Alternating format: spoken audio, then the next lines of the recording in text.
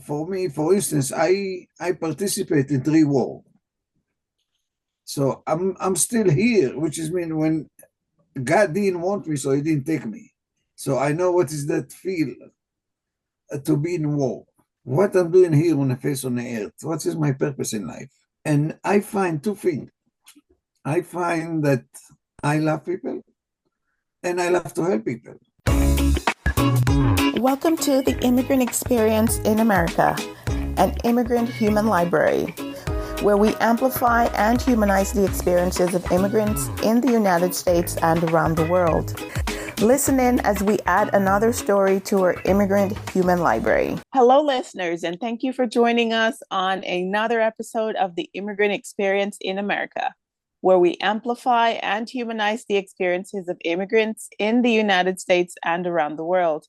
Today, we have another very interesting guest for you. We have Haim. Welcome, Haim. Hello, thank you for having me.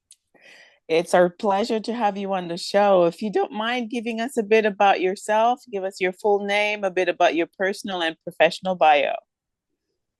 I'm Haim Oheon.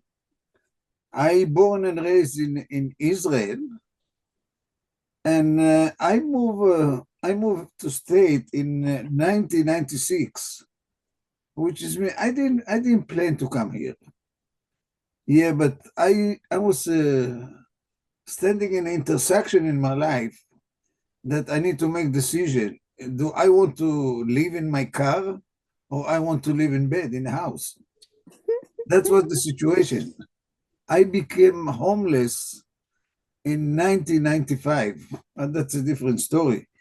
But since then, I was sleeping in my car for a few months. Yes. And until I fed up and I said, that's it. I need to live like human being. I want to take shower every day. I want to change my clothes. I want to brush my teeth. I want to sleep in bed. That's what I was looking. I didn't look for more than extra. I mean, that's the simple stuff. And I have a brother that live here in Brooklyn, New York. So I said to him, do me a favor. I mean, I want to live like human being. So he sent me ticket and I came to New York. And now I'm facing another challenge. I don't speak English. I came here, I'm homeless guy, over 40, and I don't speak the language. Yes. And so what I realized, in the English alphabet, we have the letter F, how we use it. Are we live in fear or we have a faith? And it's turning out I have a faith. So I know I need to learn. I know I need to do something extra to if I want to live here. The first thing I need to learn is the language. So I find a person that speak my language in English, and I just talk to him, and I said to him, show me places, take me around. I will learn from you. I will learn from others. And in the beginning, I have a lot of error, but it didn't stop me. I know that my condition, this is the best way to learn. Yes. You have error from time to time in a language, but this is not stopping me. I keep going. Very good. Yeah. So tell us, I'm interested. I've never been to Israel, right? What is life like there? And, there's people who say it's just such a intriguing place. Give us a sense for what life is like over there. If you little bit religion, yeah, the country is very inspirational for every person because you read the Bible, and when you come to Israel, the name of the places never change. The people that change, but let's say if you go to Bethlehem, the town is Bethlehem. Yes. If you go to the Jesus Walk, so the place and the building, there is some building that lasts from that time, never change. So for Yes. people that came, it's amazing. It's amazing experience, and especially if you little bit religion. That's experience. You can I can make you feel that. You need to feel it yourself. Okay, you have to experience it for yourself. Right. There is no other way that you can explain. I can tell you a story from here to tomorrow, but if you're not going there to feel, to see it and to feel it for yourself, it's not the. I'm not going to make a good job here. I can't. Right, right. So, but give us a sense for what everyday life is like then, outside of the religious perspective. Say, like, what are the foods that you eat, fun things that you guys do, culturally, what is it like living in Israel or in that part of the world?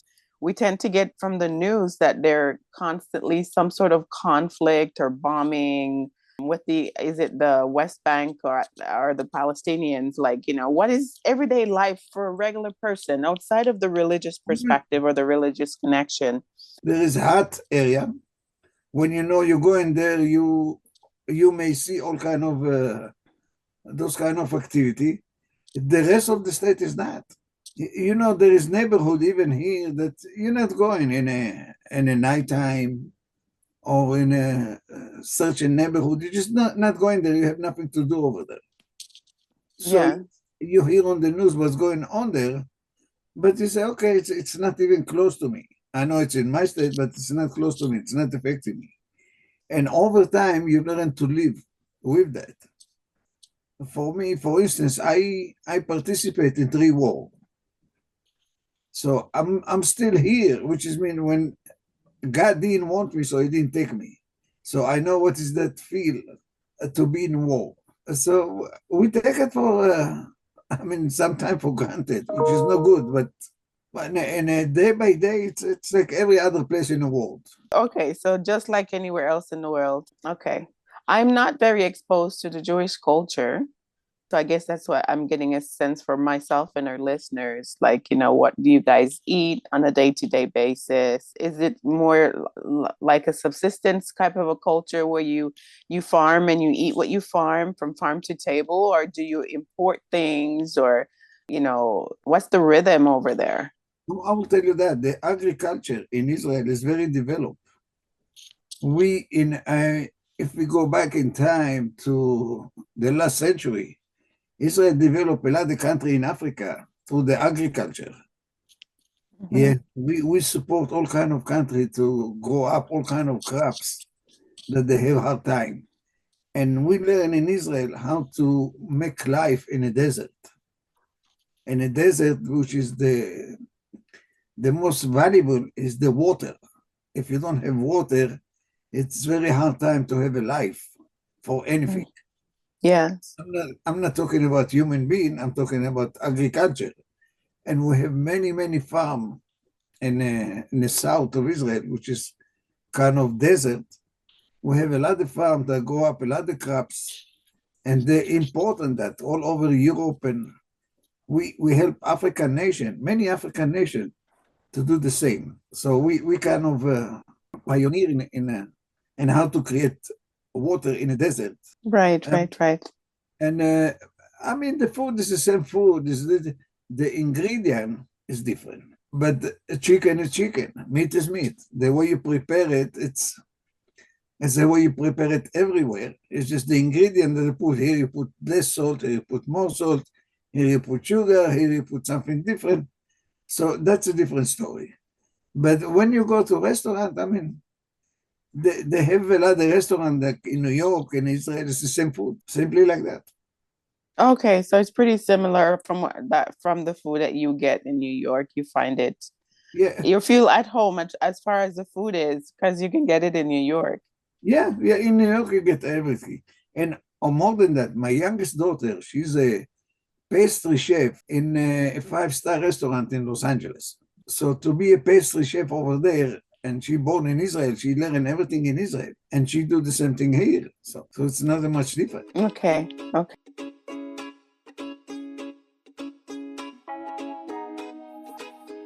Can you give us some names of food that you guys eat here, or like whether in New York? I've never been. I know we have a bakery here called Jerusalem Bakery, and they make pizzas, they sell shawarma, they sell so many different things. It's the same thing. It's the same thing in Israel.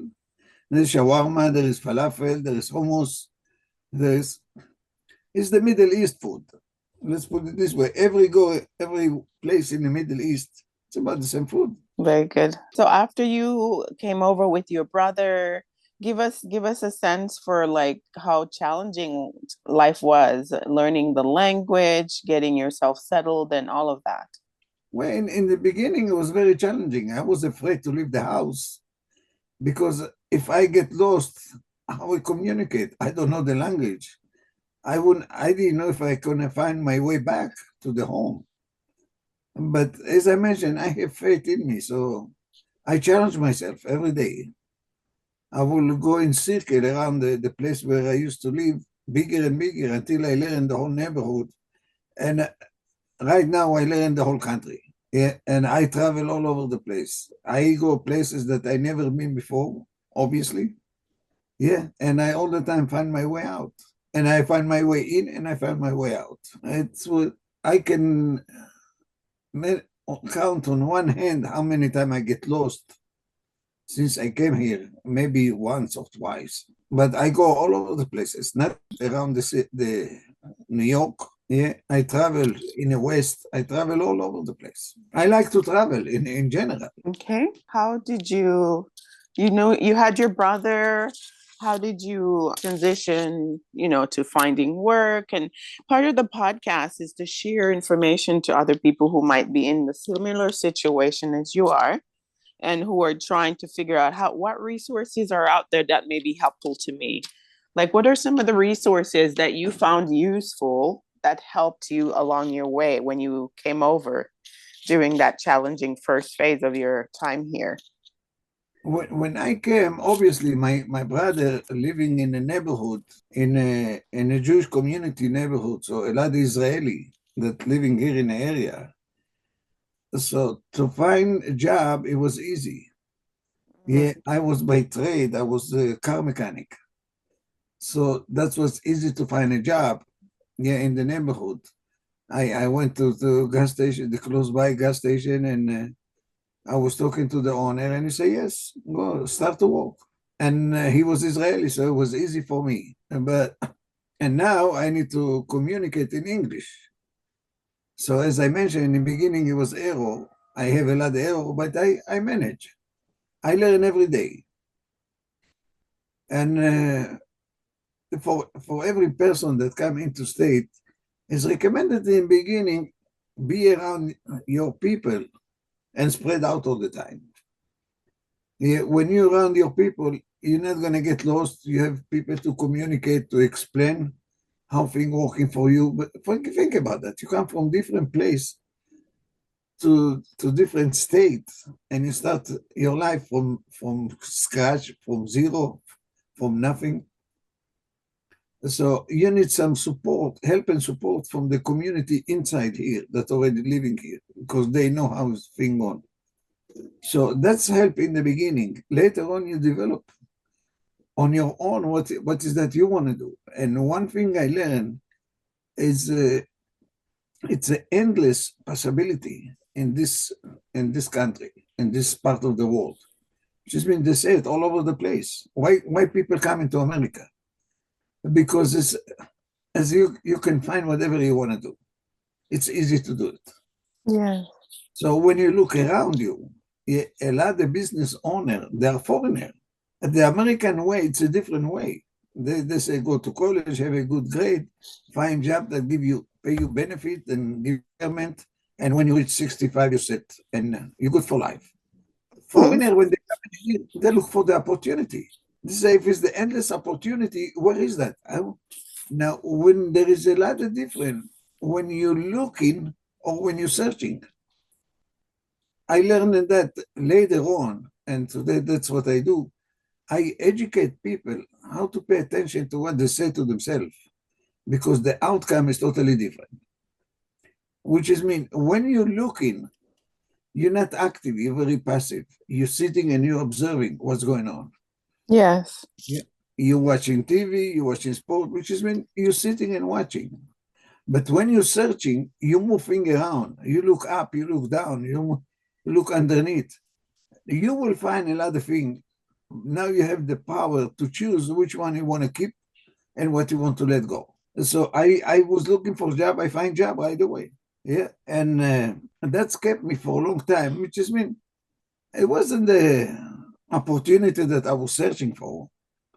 Yeah, but don't forget, I have no money. I have nothing. I need to build myself from scratch. So to find a business, today I know you don't need money. You need something else. Back then, I didn't know that. So I said, well, I don't have money, so what to search for opportunity? Let me find a job that just give me some income that I can live and survive by that. Yes. So to find as a car mechanic, that was easy for me to find. And January 2009, I get fired from the place I used to work. I refused to compromise my value for the place. I was asked to do all immoral and illegal stuff for the place to have income. And Oh, wow. I didn't want to play that game. So they sent me home. They said, we don't want you here. So when they sent me home, I was already over 50. And many places I tried to work, I was overqualified. They say, in your age, how many years you can give me? Not a lot. Yeah, and your skill, you know everything. I can teach you nothing. So you're going to walk the way you want to walk. You're not going to listen to me. Hmm. Nobody want to hire me. So what I did is it's unusual for people in that age.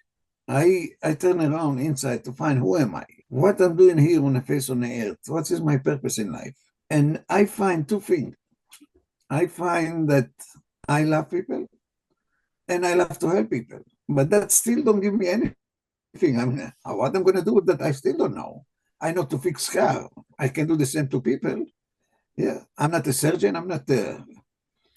So as I'm searching, I stumble on coaching. I say, well, that's what coaching do. They love people. They want to help people. Let me see how is that going to work for me.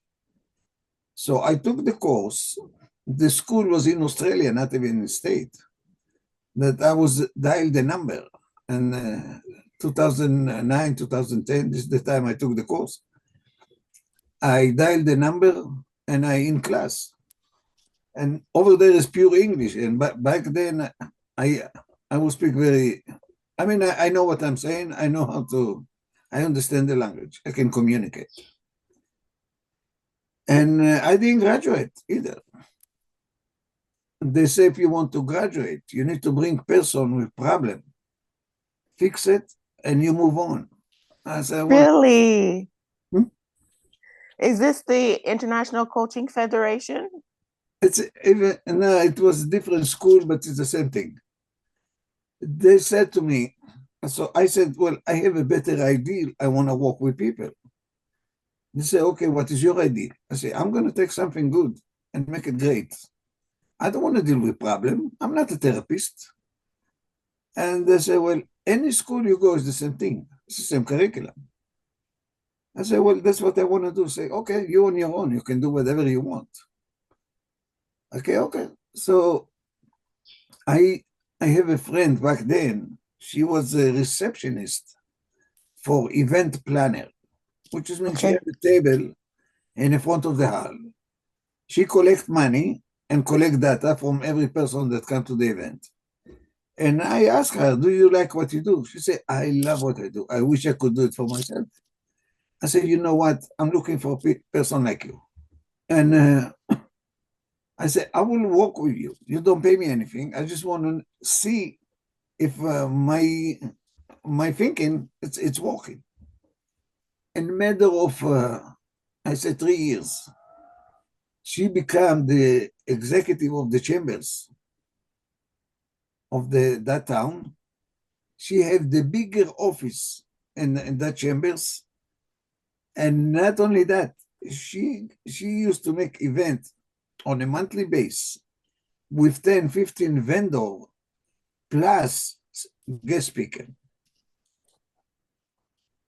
So I said, well, what I'm doing is working. Let me start to get some income from that.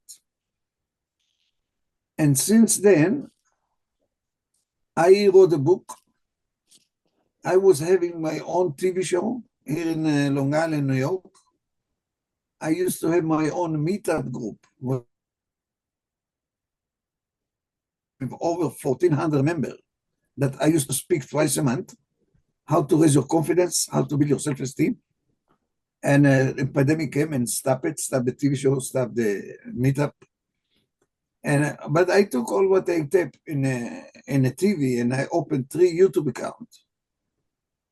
And today, actually tomorrow, I'm holding webinar. I'm holding monthly webinar Yes. for I call it the goose and the golden egg, which is when we have a goose that gives us golden egg. So here is the question: what do you pay attention to, the goose or the egg? Now, every person, let me say, well, I pay attention to the goose, but their eyes is on your egg. So when the eyes on your egg, your intention is on egg. So what you say is not what really happened. So, but when you pay attention to the goose, you have more than one egg. You have egg all the time. Yes. Yeah. But that's what people missing. And that's what I want. And in the end, I give offer to work with me one-on-one or to create some class and to give some program for group of people that's going to be in a discount, in a big discount. And I can say that 80% from the people that I work in with, they got what they're looking for, which is I don't give advice. I don't tell you what to do. But I need to know what is that you want to achieve in your life. I go through everything. I know how to be here from nothing and to create who I am today. Yes. So if you want to do it, let's have conversation, and we decide if I want to work with you, and if you want to work with me. So that's the way it's works. What's the name of your program? And I'm intrigued. What's the name of your TV show that you hosted? I will send you email with after we finish talk. I will send you email with a link to my webinar, and you have all my information, my YouTube account, my LinkedIn account, all the way to connect with me in any way. Yes, but also remember that our listeners are also paying attention. So if you are okay with sharing that on the recording, then they can get in touch with you if they want to collaborate, work with you for any reason. Right. I mean, the webinar is free. It's no charge. Yeah. In the end of the webinar, I give offer. If people feel comfortable to work with me, great. If they're not. That's fine. Okay.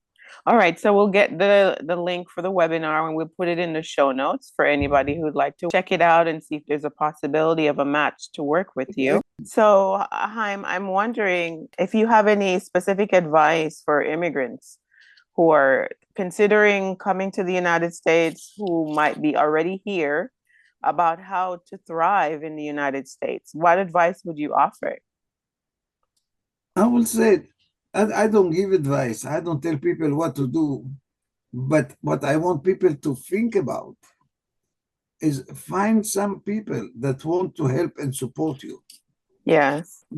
And not to give you any opinion. Most of the people give us opinion how to do things, and they want to teach us. And it's not help.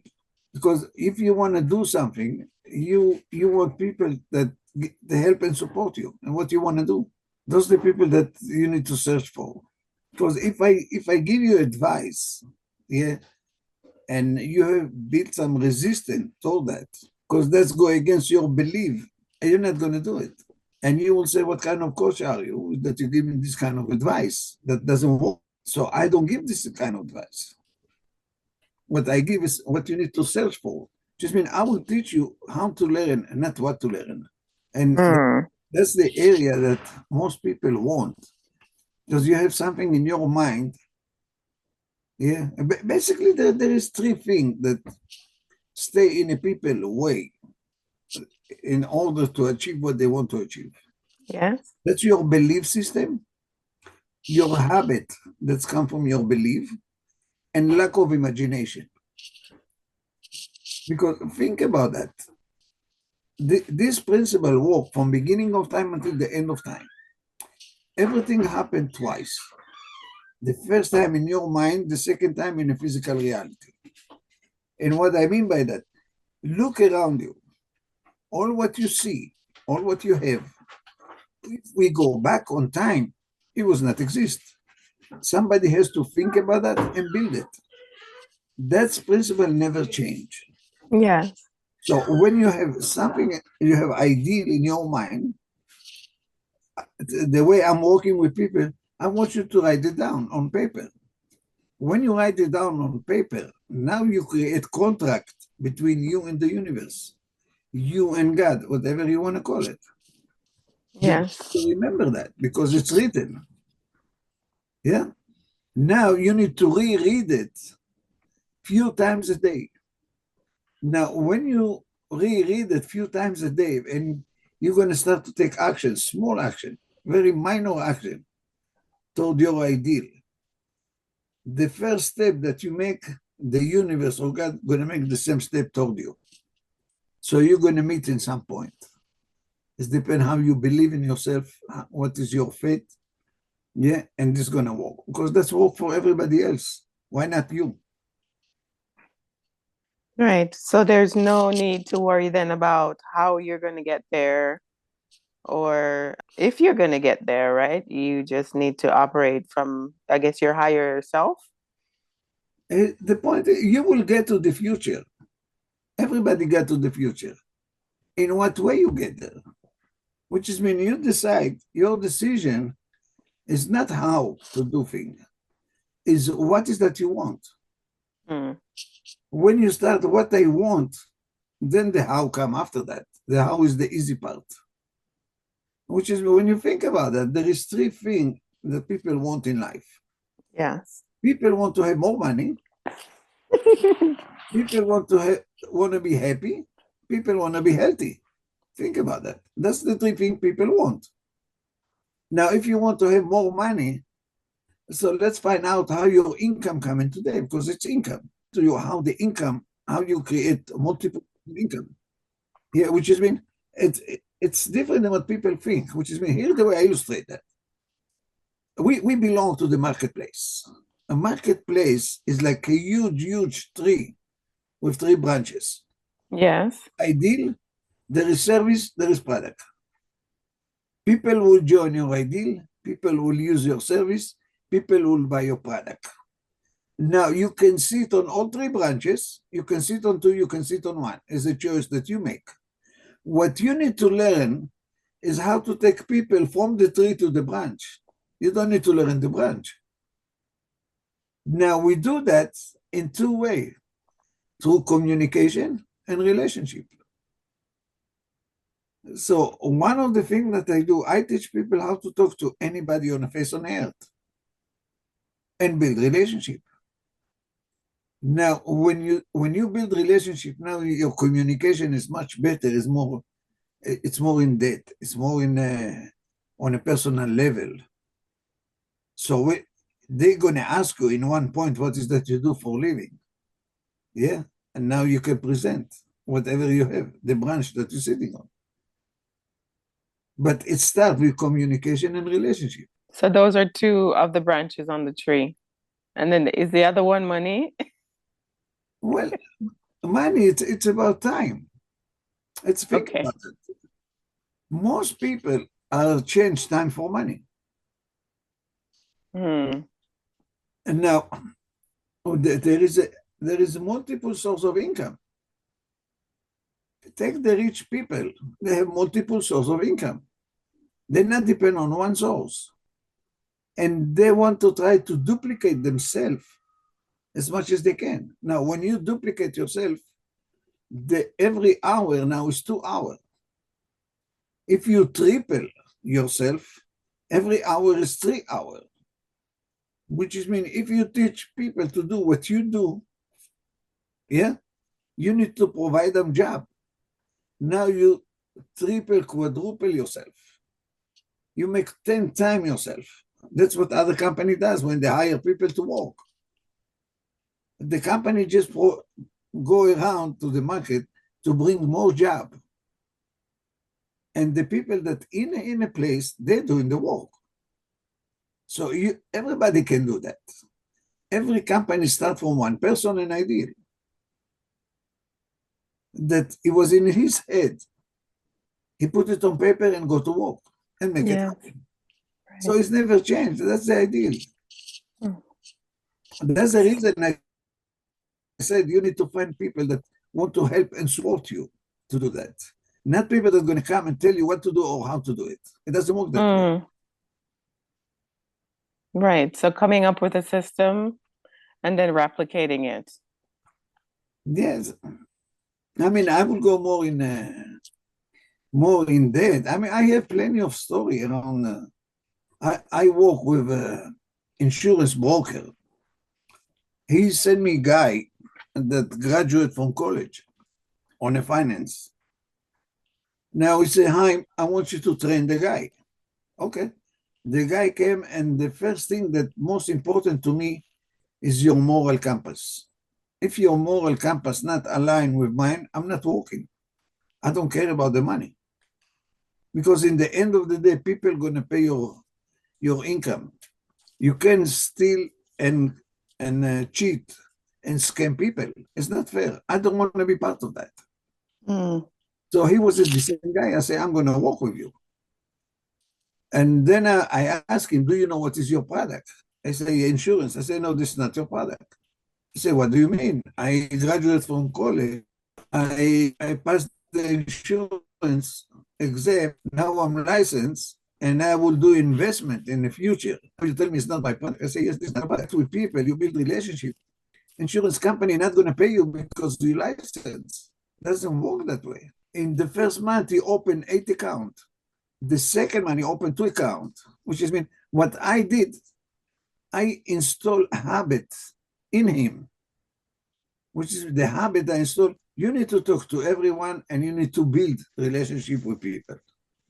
When you do that, now you can sell insurance. Okay. And so did he end up leaving? Or? No, I left. I don't. I mean, I don't take money for no reason from people. It's not what I'm doing. So I wanted to ask, you were just sharing some advice for, new immigrant in respect of your time, and to close out the session today, what advice may you have for new immigrants who are trying to figure out their way here and how to, make life and get to their American dream? Here's one of the things that I teach people is when you build relationship, the hardest job in the world is to change the way people thinking. And it's very hard to do.